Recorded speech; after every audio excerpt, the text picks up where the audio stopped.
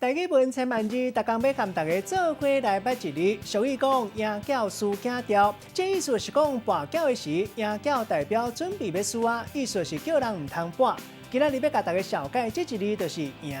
咱做伙来看到这个赢，读赢赢第5条，读赢这是读背音。简单来讲，赢就是胜利；颠倒变的输就是输，也就是失败。咱讲输赢输赢。另外有一句话讲：半暝报赢饺，天光报吊豆。意思就是讲跋筊的胜败拢是一时阵，本来是报喜，落尾煞变做报死。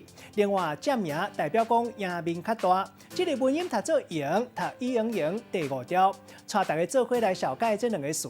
头一个读做赢面，代表胜利的几率较悬，伫大环境的情势若是较有利，代表讲赢面较大。第二个词读做打输赢，代表会当勇敢去接受打赢的条件，或者是接受失败压力。咱用一句话来举例，甲这两个词夹做伙。